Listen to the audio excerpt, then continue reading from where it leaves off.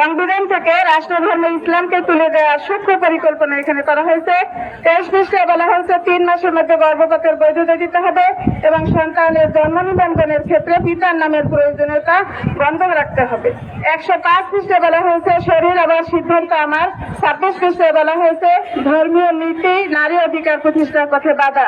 মানুষ আশরাফুল মাখলুকাত হয়ে ধর্মীয় নীতি পরিহার করে শয়তানের মতো যখন যা খুশি করবে আর গর্ভপাত করবে এরকম পচা সিদ্ধান্ত নেওয়ার স্বাধীনতা কোরআন সহ কোন ধর্মগ্রন্থই মানুষকে দেয়নি।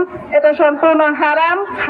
আমরা এই সকল সুপারিশের মাধ্যমে রাষ্ট্রকে একটি সেকুলার রাষ্ট্র পরিণত করার নীল নকশা করা হয়েছে। আমরা এর তীব্র ঘৃণা প্রকাশ করছি, প্রতিবাদ জানাচ্ছি। বসুন্ধরা ডায়াপেন্ট এখন আরো উন্নত। এই হট এয়ার থ্রো টপশিট দ্রুত শোষণ করে সোনামণিকে দেয় কোমল অনুভূতি। কোরআন সুন্নাহ বিরোধী এগুলো করার কারণ তারা তাদের নিজেদের স্বামী নাই, সন্তান নাই, তারা নিজেরা চাবে না এই ধরনের নোংরা প্রস্তাবগুলোকে তাদের সন্তানেরা গ্রহণ করুক, এটা তারা চাবে না।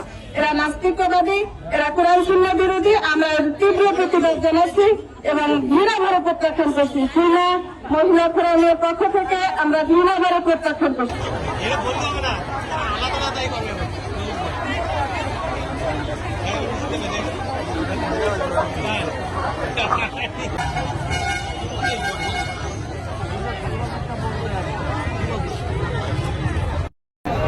এই রোড খালি আছে।